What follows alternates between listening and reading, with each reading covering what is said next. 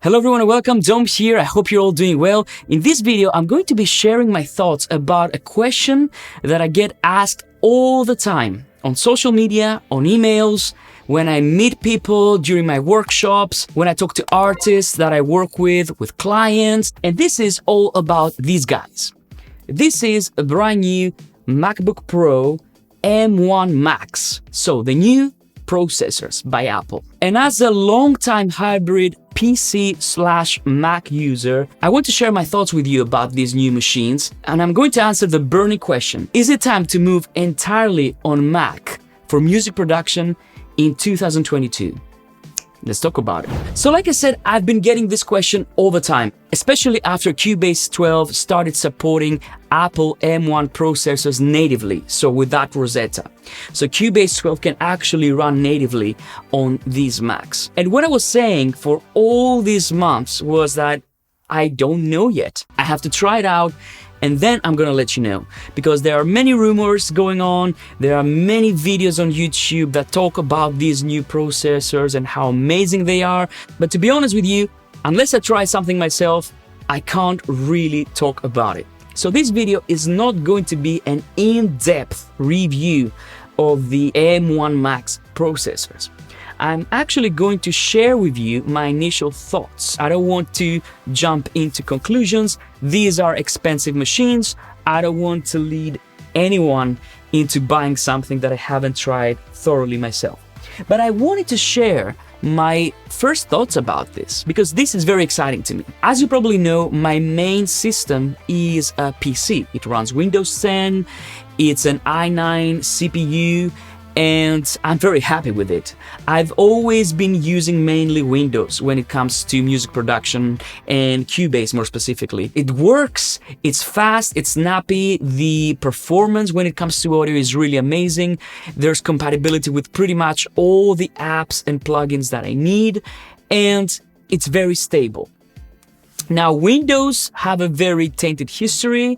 I mean, I started using Windows since Windows 3.1, then 95 very briefly, but I started using Windows with Cubase with Windows 1998, if I'm not mistaken. And then there was XP that stuck around for a long time, and I had a love-hate relationship with XP. Windows 7 were really nice and stable, but again with some problems, especially with multiple media devices. They would really mess everything up. Then Windows 8, I didn't touch them, and Windows 10 is what I'm using right now. And they're super solid, apart from the constant updating, which you can kind of overcome if you know what you're doing. Now, Windows 11, many of you have asked me already about this. I don't know. I've heard good things and horror stories. So for me, I'm not jumping into Windows 11 anytime soon. Now, this was really interesting to me because I've been a long time Mac user when it comes to laptops and mobile music production. And the reason is because, I mean, I've tried Vios, I've tried HPs, I've tried Toshibas. They all had a problem. The controllers were not good enough, there were DPC spikes.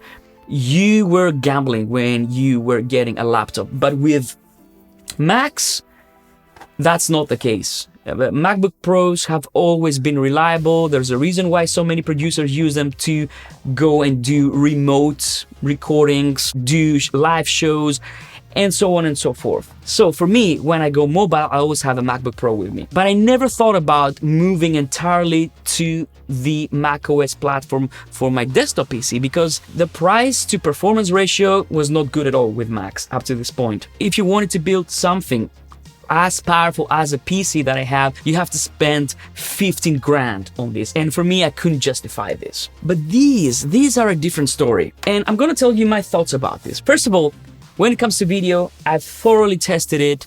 Apart from some incompatibilities with plugins, especially with Final Cut Pro, there are still some incompatibilities, but it's not so bad. But when it comes to the raw performance of this machine, it's just mind-blowing. And you don't need me to tell you that the whole video community and creator community have already given their testimonials about these machines. These machines are really remarkable, really fast. The fans rarely kick in. I can edit a full video and export and render it and the battery is still alive. Where with the old MacBook Pros, you would expect around 1 hour, 1 hour and a half on average if you wanted to do some really intensive work. And of course, the fans would be crazy loud. So I could never record a video using these machines in the past, because if I had a microphone and the laptop was in front of me, the microphone that's right here would pick everything up, and the fans would be a nightmare to remove in post-production. This is not the case with this laptop. This is extremely quiet, so this is already a huge plus for music production. If you're recording, if you're mixing, this is not going to drive you crazy because of the fans. It's dead quiet. I've only heard the fans when I'm rendering really big video projects, and in this case, you might hear a little bit of the fans. But in general, the laptop remains cool, and the battery life is just astonishing. I know why you're here, you want to hear about audio, and I'm going to tell you my honest opinion up to this point with all the tests that I've performed. The first thing that I did with this machine was, number one, to make sure that Cubase is not running in Rosetta mode, because for some reason, for some apps, it's not only Cubase, but some other apps as well, they tend to default to Rosetta straight away. So make sure that you're not using Cubase 12 in Rosetta. You have to use it natively so that you can take advantage of the whole performance. Now, I'm gonna tell you what I found with this laptop. If you've watched my video where I compare the i9 CPUs to the new Ryzen's, I'm gonna link it right here, I created a stress test in Cubase to perform these comparisons. So guess what? I tried this stress test on this laptop, and the results are really good. I tried the test just for safety on my i9. I think on my i9, I managed to go up to 50 instances on the lowest buffer size on my audio interface. Now, I run the test here, and I'll tell you what I found. This system, with the onboard audio interface, I managed to get more than double the channel count on the lowest buffer size, which was 32, I think, or something like that. So this is double the power already compared to my PC using the onboard audio interface. So for me, this is already a really good sign, but I did try with my audio interface as well, and I was able to get a few more instances when I connected my audio interface. So for me, that was incredible.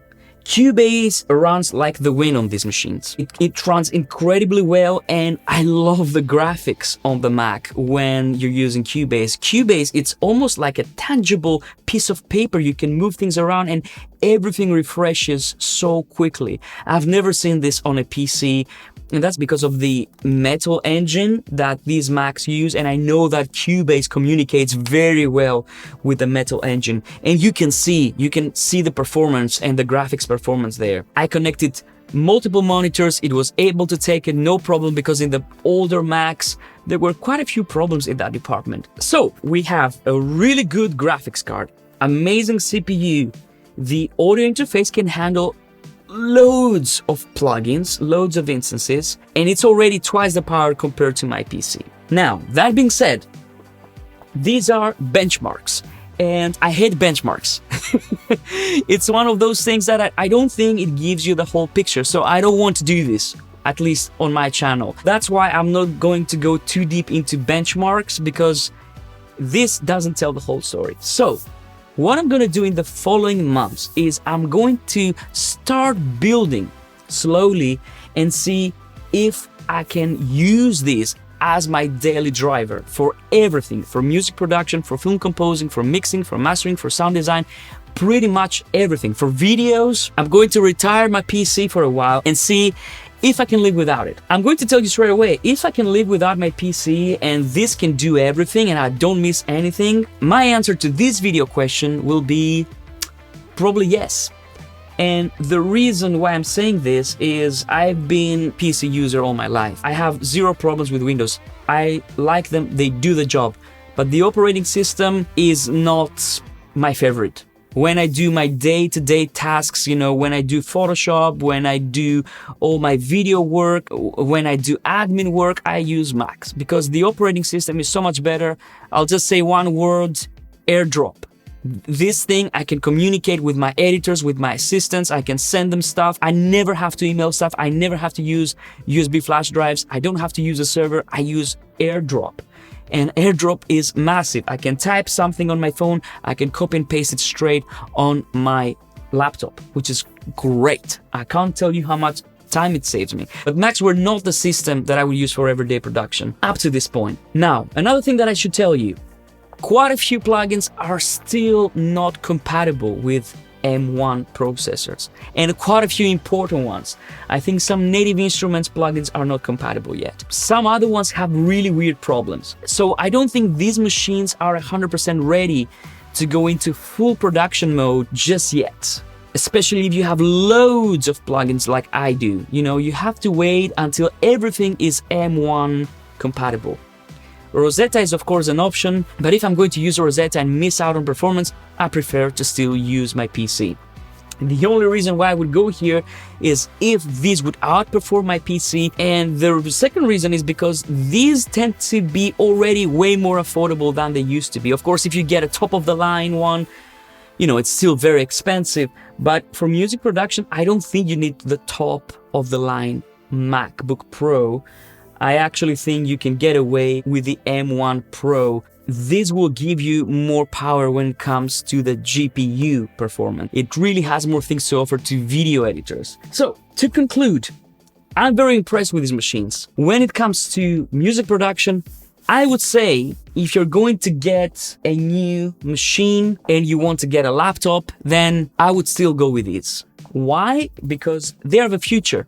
Clearly, they are the future. Every developer is going to support them. If a developer doesn't support these machines, they're dead. Move on to something else. That's my honest opinion. And that's what I always say to people that say, oh, you know, I'm using this plugin from 2001 and, you know, it's not supported anymore. If it's not supported anymore, there's going to be something out there that's a good alternative. It's 2022. Trust me, there is something out there for you. If you have a PC and you're thinking of going Mac, I would say if your PC can handle what you're doing, just wait for a while. Wait, because these machines are not 100% ready yet. I would like to see all developers support M1 natively first, and then I think we will be ready to talk about it more seriously, because right now, if some of the plugins that I use are not compatible yet, but they will be, I can't use this 100% for music production yet. So in the following months, what I'm going to do is I'm going to keep an eye on all the plugins that I'm using, see which ones end up being Apple Silicon compatible. And when this happens, I'm going to put this to the test and I'm going to let you know how it performs and if this can be your daily driver. I'm pretty sure that until then, Apple will probably come out with a new Mac Pro. I don't know. The Mac Studio is really promising, but I've heard many horror stories about whining noises, so this really put me off, so I'm not really keen on going there. I don't know. Let me know in the comments down below if you have experience with the Mac Studio. And then who knows? If that happens, you will see it because I'll probably switch to macOS 100%. So there you go. These are my thoughts on the M1 Macs, MacBook Pros. These new processors are definitely amazing. Thank you so much for watching, my friends, and I'll see you on the next one. Bye!